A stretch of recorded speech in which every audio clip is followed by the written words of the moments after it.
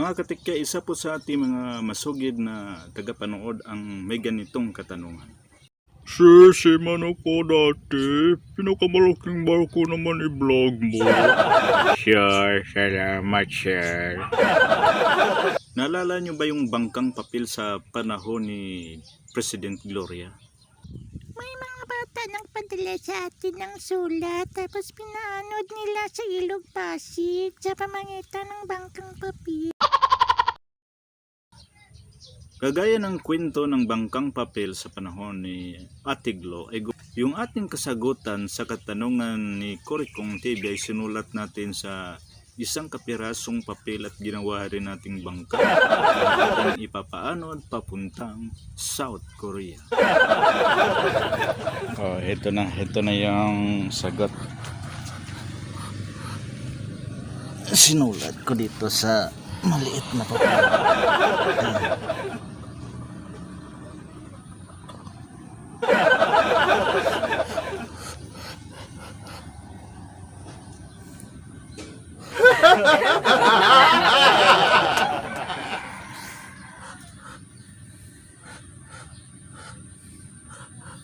Sana makaabot to ng South Korea.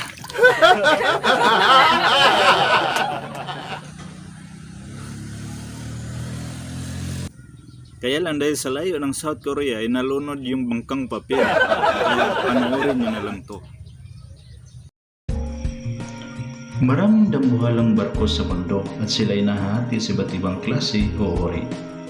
Bulk carriers. Ang bulk carrier o bulker ay isang merchant ship na dinisenyo para maghatid ng maramihang kargamento gaya ng grains, coal, ore, coils, steel, cement kasama ng kanilang mga cargo holds. Ang pinakamalalaking bulk carriers na nagawa sa kasalukuyan ay mga Valmax vessels ng Leo. Naglalaro ang mga overall length nito sa 360 hanggang 362 meters at ang pinakamalaki dito ay ang MS Ore Brazil o Vale Brazil. Pagmamayari ng Brazilian Mining Company Vale, ito ay may 400,000 ton very large ore carriers.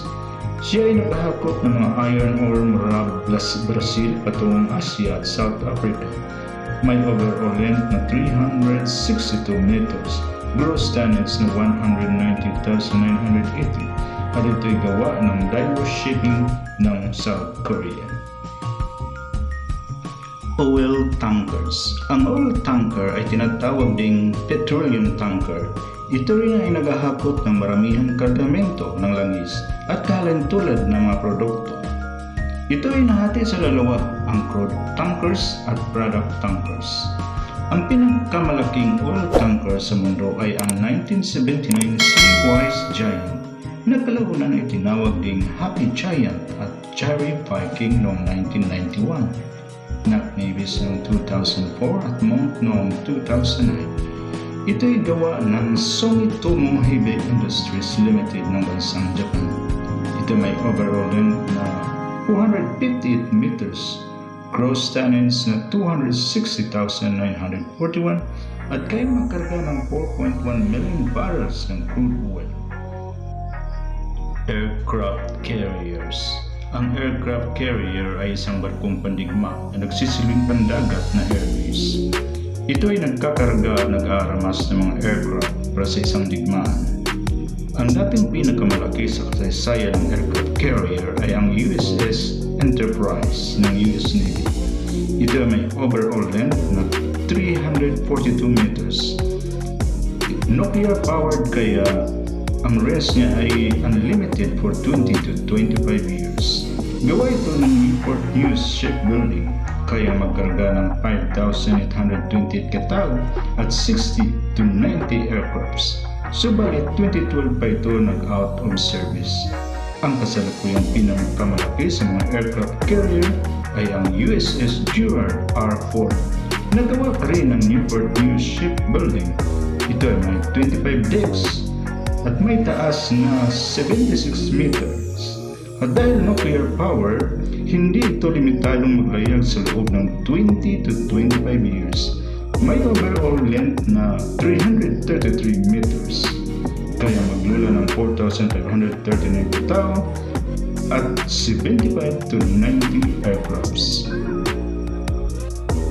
Container ships.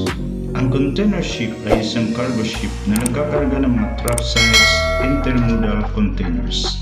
Ang pinakamalaking container ship ay ang HMM Algeciras ng HMM Company Limited. Ito ay kayang maglula ng halos 24,000 20-foot equivalent units. Ang eco-friendly na container vessel na ito ay gawa ng Daewoo Shipbuilding and Marine Engineering at ng Samsung Heavy Industries ng South Korea. May overall length na 399.9 meters at gross tonnage na 288,253. Passenger ships. Ang passenger ship ay isang merchant ship na layunin ay magkarga ng mga pasahero sa kadagatan. Ito ay kinabibilangan ng mga ferries, ocean liners at cruise ships. Ang pinakamalaking passenger ship ngayon ay ang Symphony of the Seas ng Royal Caribbean International. Isa itong Oasis-class cruise ship. Ito ay gawa ng Chanters de Atlantic ng bansang France. Ito ay may 18 decks at taas na 72.5 meters. Mayroong 2,200 crew. Nag-accommodate ng 5,000 to 6,680 passengers o halos nasa 9,000 katao. May 22 restaurants, 4 na pools at 2,759 cabins. May water park, basketball court, ice skating rink, zip line. May theater, isang park na may 20,000 tropical and exotic plants at marami pang iba. Ito may overall length na 361 meters at gross tonnage na 228,081. Crane vessel. Ang crane vessel, crane o crane ship o floating crane ay isang barko na may crane para magbuhat ng mga bibigat na karga. Ang pinakamalaki nito sa ngayon ay ang SSCV Sleipner na pagmayari ng Herima Marine Contractors ng Netherlands at gawa ng SimCorp Marine ng Singapore. Ito ay may dalawang revolving cranes na may kayang magbuhat ng 10,000 tons bawat isa. Ang full extended reach ng cranes ito umaabot ng 220 meters, may overall length na 220 meters. LNG carrier. Ang LNG carrier ay isang tank ship na dinisenyo para magkarga ng mga liquefied natural gas.